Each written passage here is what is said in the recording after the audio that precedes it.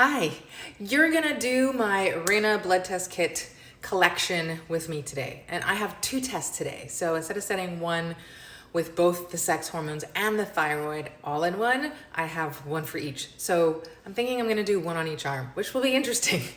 But I really love the new way that you can test, which is just sticking this thing on your arm and then the blood comes out slowly over the course of a few minutes, and not the finger pricks. Those I never really liked because I would always get dried up and it would take forever, and sometimes I just didn't even have enough blood collected in order to test properly. So stay tuned. Step one is putting some heat on my arms and wiping them off, cleaning them with alcohol swabs before I put the contraption on. I did the heating thing, I cleaned it off with alcohol swab, and then I followed the instructions, and now we're doing this. It seems like it's not gonna work, but it works. So now I click this. I didn't feel a thing, okay? And we're just gonna relax, and the blood will start flowing. It will take a couple of minutes, and surprisingly, the cut on my arm is a little bit more pronounced than you would think because you didn't feel anything, but it healed up just fine last time. It didn't leave a mark or anything. So we should start seeing a little bit of blood collected here soon, shortly, if I did everything correctly. I'll be back. Okay, if you can see, this one is now full, and I started with the second one. So one is for sex hormones and one is for thyroid, but you can either do one or the other or both. And usually if you want to do both, they'll send you one single test that does both. But as I am a partner with them, they sent me two separate ones. So you wouldn't normally have to do this for both sex hormones and thyroid. But I just thought it'd be pretty funny to show you how it looks. But do you see how that, I didn't feel a thing, and you don't even think it's working. So we'll see how long this one takes to fill up, but I'm gonna remove this one now. Now this one filled up pretty fast, so I'm just blotting this one, ready for a Band-Aid, and I gotta take this one off. Stat. I'm just gonna show you, I just wiped off the blood, barely anything, and it heals up super fast. So I'm just gonna put the Band-Aid on, and then I'm gonna clean this one up, put the Band-Aid on, and I'll be right back. Some of the lessons that I learned in doing this a few times is make sure that you're doing it at the right time of your cycle, and do it in the morning. It's like 8:30 my time. So this is a good time to do the test. You don't want to do it too early, I've discovered, because your cortisol is going to be really high naturally. So 7, 8 o'clock is good, but wake up for a little bit, do some things. Don't just do it first thing when you shoot out of bed. And you want to do it day 19 to 21 on a regular cycle.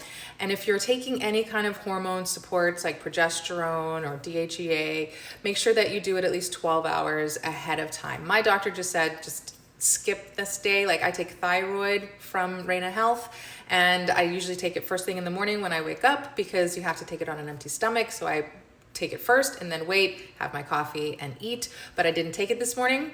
I'm gonna take it now and then eat in a half an hour. But also I did not take progesterone yet. So usually you start taking your progesterone after day 14, but I'm just waiting until after I test because I wanna see what my natural production of progesterone looks like. And the last time I did it, I think it was like just under 2, which seems low, but I think a good score is just about 10. So I want to see if it's improved at all through natural dietary, other adrenal supports, and continuing to take my desiccated thyroid and my progesterone regularly.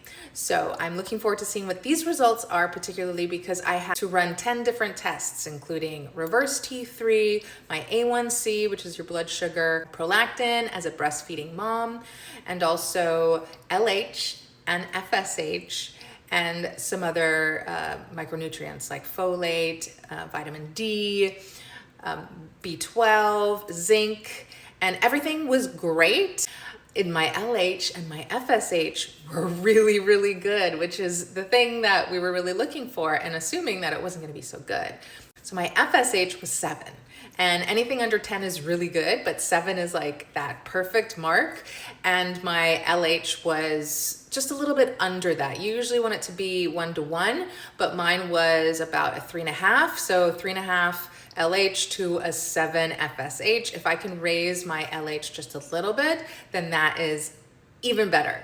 But we were really happy with my outcome. I was happy with my blood sugar. I can bring it down a little bit if I want. It was like 5.3%, and you really want to shoot for 5%. So a really nominal amount that I can try to improve my blood sugar is just maybe walking after dinners and being more mindful of all of the sort of rice and potatoes I've kind of cut out, but sometimes I have some bread, and just in general, just being mindful of balancing it with fats and protein.